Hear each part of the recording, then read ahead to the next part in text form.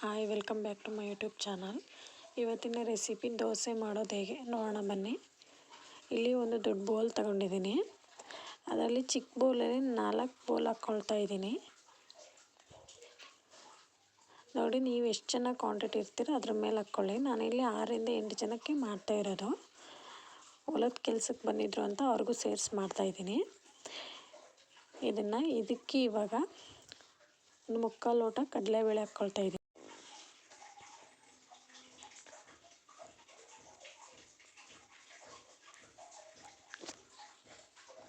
ಮುಕ್ಕಾಲು ಲೋಟ ತೊಗರಿಬೇಳೆ ಹಾಕ್ಕೊಳ್ತಾ ಇದ್ದೀನಿ. ನೀವು ತೊಗರಿಬೇಳೆ ಹಾಕಲ್ಲ ಅಂದರೆ ಸ್ಕಿಪ್ ಮಾಡ್ಕೊಳ್ಳಿ.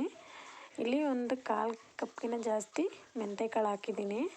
ಹಾಗೆ 3/4 ಕಪ್ಗಿಂತ ಸ್ವಲ್ಪ ಜಾಸ್ತಿ ಉದ್ದಿನಬೇಳೆ.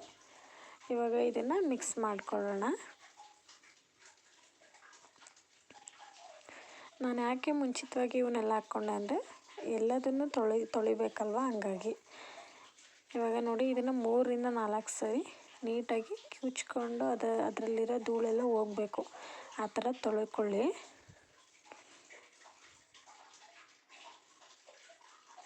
ನಾನು ಮಾಡೋ ದೋಸೆ ಐಟಮ್ಗಳಿಗೆಲ್ಲ ಇಷ್ಟು ಹಾಕ್ತೀನಿ. ನೀವು ಯಾವ ಥರ ಮಾಡ್ತೀರಾ ಕಮೆಂಟ್ ಹಾಕಿ ನನಗೆ. ಇವಾಗ ಅದನ್ನು ಒಂದು ಪ್ಲೇಟ್ಗೆ ಮುಚ್ಚಿಡ್ತಿದ್ದೀನಿ.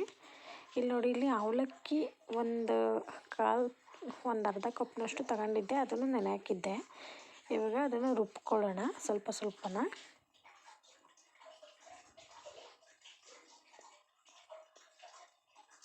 ಇವಾಗ ಇಲ್ಲಿ ನಾನು 6 ರಿಂದ 8 ಜನಕ್ಕೆ ಮಾಡಿರ್ತೀನಿ. ಅದು ಇಬ್ಬರಿಗೆ ಎಕ್ಸ್ಟ್ರಾನೇ ಆಗಿರುತ್ತೆ. 10 ಜನ ಊಟ ಮಾಡ್ಬೋದು, ಅಷ್ಟಾಗಿರುತ್ತೆ. ನೀವು ನೋಡಿ ಕ್ವಾಂಟಿಟಿ ಮೇಲೆ ಹಾಕ್ಕೊಳ್ಳಿ. ನೀವಿಬ್ಬರೇ ಇದ್ದರೆ ಒಂದು ಬೌಲ್ ಹಾಕ್ಕೊಂಡ್ರೆ ಸಾಕು. ಇವಾಗ ನೋಡಿ, ಈ ಥರ ನುಣ್ಣಗೆ ರುಬ್ಕೋಬೇಕು. ತರಿ ರುಬ್ಕೊಂಡ್ರೆ ದೋಸೆ ಅಲ್ಲಲ್ಲಿ ಅಕ್ಕಿ ಕಾಳಿರುತ್ತಲ್ಲ, ಅದು ಹಾಗೆ ಸಿಗುತ್ತೆ. ಇವಾಗ ಈ ಮಿಕ್ಕಿದನ್ನು ರುಬ್ಕೊಳ್ಳೋಣ. ನೋಡಿ, ನಾನು ಈ ಥರ ಮಾಡ್ತೀನಿ. ನೀವು ಯಾವ ಥರ ಮಾಡ್ತೀರಾ ಕಮೆಂಟ್ ಹಾಕಿ.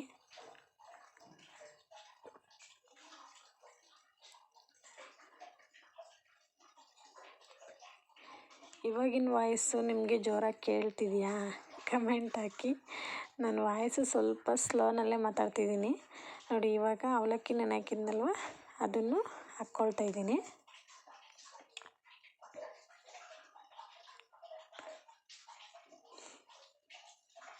ನನ್ನ ವಾಯ್ಸು ಸ್ವಲ್ಪ ಜೋರೇ, ಬಟ್ ನನಗೆ 2 ಮಕ್ಕಳಿದ್ದಾರೆ. ಅದರಲ್ಲಿ ಚಿಕ್ಕ ಮಗಳು ಮಲಗಿಸಿರ್ತೀನಲ್ಲ, ಹಂಗಾಗಿ ಜೋರಾಗಿ ಮಾತಾಡೋಕ್ಕಾಗಲ್ಲ. ಇವಾಗ ನೋಡಿ, ಎಲ್ಲನೂ ನುಣ್ಣಗೆ ರುಬ್ಕೊಂಡೆ.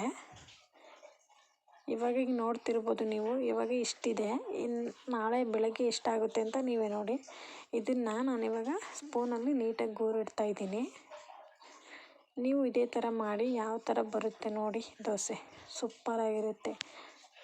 ಇವಾಗ ನಾನೊಂದು ಸ್ಪೂನ್ ಇಲ್ಲಿ ಉಪ್ಪು ಹಾಕ್ತಾಯಿದ್ದೀನಿ. ಯಾಕೆಂದರೆ ಅದು ಹುಳಿ ಬರಬಾರ್ದು ಅಂತೇಳಿ. ನೈಟು ಉಪ್ಪು ಹಾಕಿಟ್ರೆ ನೀವು ತಿರುಗಿ ದಿನ ಮಾಡ್ತೀರಲ್ವ, ಅದ್ರಲ್ಲಿ ಮಿಕ್ಕಿದ್ದು ಹಿಟ್ಟು ಉಳೀತು ಅಂದರೂ ಕೂಡ ಸಂಜೆ ಮಾಡ್ಕೋಬೋದು. ಇವಾಗ ನೋಡಿ, ನಾನು ತಳಕ್ಕೊಂದು ತಟ್ಟೆ ಹಾಕಿಡ್ತಾಯಿದ್ದೀನಿ. ಅಂದರೆ ಒಂದು ವೇಳೆ ಉಕ್ಕು ಬಂದರೂ ಕೂಡ ಅದು ಕೆಳಗೆಲ್ಲ ಚೆಲ್ಲಬಾರ್ದು, ಒಂದು ತಟ್ಟೆಲ್ಲೇ ಚೆಲ್ಲಿಬಿಡಲಿ ಅಂತ. ಇವಾಗ ನಿಮ್ಮ ಮನೇಲಿ ಕರ್ಚಿಪ್ಪೋ ಇಲ್ಲ ಯಾವುದಾದ್ರು ಬಟ್ಟೆ ಇರುತ್ತೆ, ಅದನ್ನು ಈ ಥರ ಸುತ್ತಬಿಟ್ಟು ಬಿಡಿ. ಒಂದು ನೈಟ್ ಫುಲ್ ನೆನ್ಕೊಳ್ಳಿ. ತಿರುಗಿ ದಿನ ಯಾವ ಥರ ಆಗಿರುತ್ತೆ ನಿಮಗೆ ತೋರಿಸ್ತೀನಿ. ನೋಡಿ, ಫೈನಲಿ ತಿರುಗಿ ದಿನ ಈ ಥರ ಆಗಿದೆ. ಇವಾಗ ನಾನು ಒಂದು ಅರ್ಧ ಸ್ಪೂನ್ ಹಾಕ್ತಾಯಿದ್ದೀನಿ. ಯಾಕೆಂದ್ರೆ ನೈಟ್ ಹಾಕಿದ್ನಲ್ಲ, ಹಂಗಾಗಿ. ಅದಕ್ಕೆ ಒಂದು 1/4 ಸ್ಪೂನ್ ಸೋಡಾ ಹಾಕಿದ್ದೀನಿ. ನೋಡಿ, ಎಷ್ಟು ಸ್ಮೂತಾಗಿ ಎಷ್ಟು ನುಣ್ಣಗಾಗಿದೆ ಅಂತ ನೀವೇ ನೋಡ್ಬೋದು. ಫೈನಲಿ ನೋಡಿ, ನಾನು ಸ್ವಲ್ಪ ಸೋಡಾ ಹಾಕಿದ್ನಲ್ವ, ಹಾಗಾಗಿ ನಾನು ಎಷ್ಟು ಮಾಡಿದ್ದೆ, ಇವಾಗ ಎಷ್ಟು ಕ್ವಾಂಟಿಟಿ ಮೇಲೆ ಆಗಿದೆ ನೀವೇ ನೋಡಿ.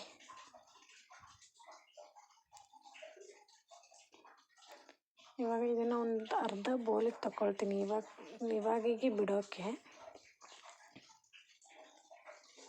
ಯಾಕೆಂದರೆ ಅದರಲ್ಲೇ ತೊಗೊಂಡ್ರೆ ಅದು ಜಾಸ್ತಿ ಕೈ ಆಡಬಾರ್ದು, ಮತ್ತು ಜಾಸ್ತಿ ಹುಳಿಯಾಗಿಬಿಡುತ್ತೆ ಅಂತೇಳಿ. ಇವಾಗ ಫೈನಲಿ ದೋಸೆ ಬಿಟ್ಟಾಯಿತು. ನೋಡಿ ಯಾವ ಥರ ಬಂದಿದೆ ಅಂತೇಳಿ. ನಿಮಗೆ ಸ್ಮೂತಾಗಿ ಬೇಕು ಅಂತಂದರೆ ನೀವು ಇಷ್ಟ ಹಾಕ್ಕೊಳ್ಳಿ. ಇಲ್ಲ ಸ್ವಲ್ಪ ರಫಾಗಿ ಅಂದರೆ ಗರಿ ಗರಿ ಆಗಿರಬೇಕು, ಇನ್ನೂ ಗರಿ ಗರಿ ಆಗಿರಬೇಕು ಅಂದರೆ ಸ್ವಲ್ಪ ಕಡಲೆಬೇಳೆ ಉದ್ದಿನಬೇಳೆ ಸ್ವಲ್ಪ ಜಾಸ್ತಿ ಕ್ವಾಂಟಿಟಿಲಿ ಹಾಕ್ಕೊಳ್ಳಿ. ಆವಾಗ ದೋಸೆ ತುಂಬ ಚೆನ್ನಾಗಿ ಬರುತ್ತೆ. ಇವಾಗ ನೀವೇ ನೋಡ್ತಿರ್ಬೋದು ಇವಾಗ ಯಾವ ಥರ ಬರ್ತಿದೆ ದೋಸೆ ಅಂತೇಳಿ. ಈ ಥರ ಒಂದ್ಸರಿ ನೀವು ಟ್ರೈ ಮಾಡಿ ಯಾವ ಥರ ಬಂದಿದೆ ಅಂತ ಹೇಳ್ಬಿಟ್ಟು ನನಗೆ ಕಮೆಂಟ್ ಹಾಕಿ. ನನ್ನ ಚಾನಲ್ ಯಾರೂ ಸಬ್ಸ್ಕ್ರೈಬ್ ಆಗಿಲ್ಲ, ಸಬ್ಸ್ಕ್ರೈಬ್ ಮಾಡ್ಕೊಳ್ಳಿ. ಹಾಗೆ ಬೆಲ್ ಐಕನ್ ಕ್ಲಿಕ್ ಮಾಡಿ. ಲೈಕ್ ಆ್ಯಂಡ್ ಶೇರ್ ಆಗಿ ಕಮೆಂಟ್ ಮಾಡೋದನ್ನು ಮರಿಬೇಡಿ. ನಿಮ್ಮ ಪ್ರೋತ್ಸಾಹದಿಂದ ನೀವು ನಮ್ಮನ್ನ ಬೆಳೆಸ್ತೀರಾ ಅಂದ್ಕೊಂಡಿದ್ದೀವಿ. ನೋಡಿ, ನೀವೇ ನೋಡ್ಬೋದು ಎಷ್ಟು ಸ್ಮೂತಾಗಿ ಆಗಿದೆ. ಇವಾಗ ನಾನು ಎಲ್ರಿಗೂ ತಿಂಡಿ ಕೊಟ್ಟಾಯಿತು. ಓಕೆ, ಬಾಯ್ ಬಾಯ್. ಇವತ್ತಿನ ಲಾಗ್ ಇಷ್ಟ ಆಗಿರುತ್ತೆ. ಓಕೆ, ಬಾಯ್ ಬಾಯ್, ಟೇಕ್ ಕೇರ್.